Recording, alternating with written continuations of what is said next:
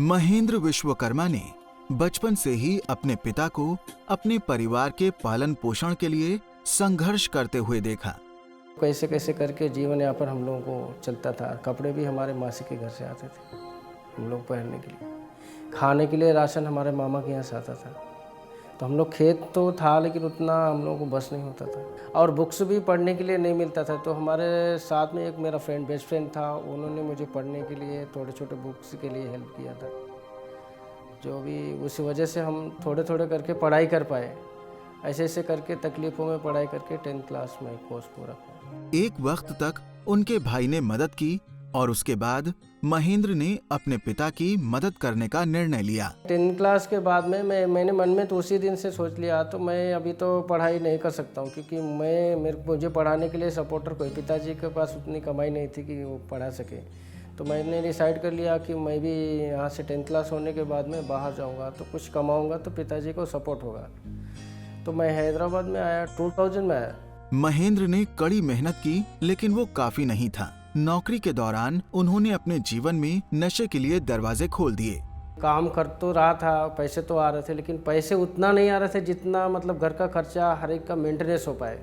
तो मेरी तरफ से जितना होता था मैं तो पूरा कोशिश डे नाइट काम करके, जितने भी ओवर टाइम मिलते थे वो काम करके मैं पैसे तो पूरे लगा देते घर। वर्षों बाद जब महेंद्र घर आए तो उन्होंने देखा कि उनके माता पिता मसीही प्रार्थना सभाओं में भाग लेते हैं। जब उन्होंने भी एक मीटिंग में भाग लिया तो इससे उनका जीवन हमेशा के लिए बदल गया।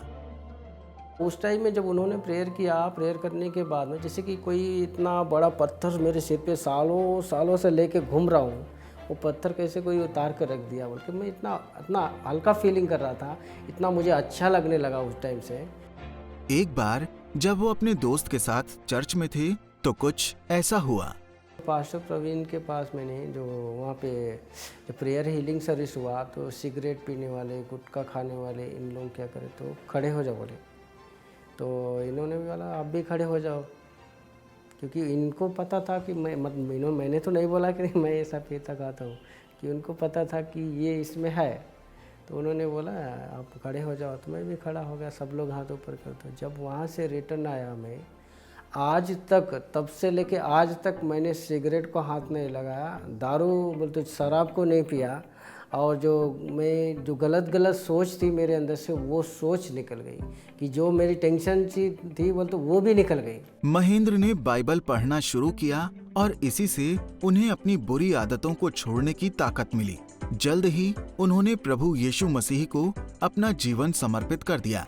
जो मैंने नीति वचन का जब मैंने पढ़ना स्टार्ट किया, भजन संहिता 91 पढ़ना स्टार्ट किया, तो मुझे वो स्ट्रांगली मतलब मुझे इतनी ताकत मिलनी चालू हो गई कि जिसमें कि यहोवा मेरा चरवाहा, 23 साम 23 और 91 में तो मैं ये सब कुछ हूँ। और उसमें जो वर्ड से मुझे ताकत मिलती है वो मुझे मालूम चला जब मैं जैसे जैसे वर्ड तो पढ़ते चले गया।